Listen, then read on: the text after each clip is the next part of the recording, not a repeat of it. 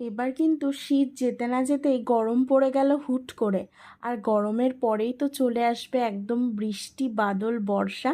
আর এই বর্ষাকালে আমাদের বাঙালিদের প্রিয় কিন্তু ইলিশ মাছ। আর ইলিশ মাছের যদি সর্ষে ভাপা হয়, চলো আমি কিভাবে বানাই সেটা দেখে নিই। প্রথমেই সর্ষে, পোস্ত, কাঁচা লঙ্কা একটু লবণ দিয়ে বেটে নিয়েছিলাম। তারপরেই চেরা কাঁচা লঙ্কা, হলুদ আর সর্ষের তেল দিয়ে মাছের পিসগুলো বেশ ভালো করে মাখিয়ে অন্তত 10 মিনিট রেখে দাও। তারপরে এরকম একটা কড়াইয়ের মধ্যে হাফ জল নিয়েছি, জলটাকে ফুটতে দেব।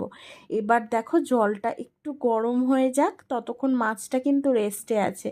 জলটা থেকে দেখতে পাচ্ছ এরকম ফুটে আসলে এই জলের মধ্যেই আমি এই যে বাটিটা বসিয়ে দেবো। আর এই বাটিটা যদি একটু অ্যালুমিনিয়াম টাইপের হয় সেটা কিন্তু ভালো হয়, আর টিফিন কোটো হলে তো আরও ভালো হয়, ভাপাটা বেশ ভালো হয়। দেখো জলটা এবার আস্তে আস্তে ফুটতে থাকবে, আর আমি ঠিক ঘড়ি ধরে 15 থেকে 20 মিনিট এরকম ঢাকনাটা চাপা দিয়ে রাখবো, বা নিচের জলটা যতক্ষণ শুকিয়ে না আসছে ততক্ষণ এটা কিন্তু ফুটতে থাকবে।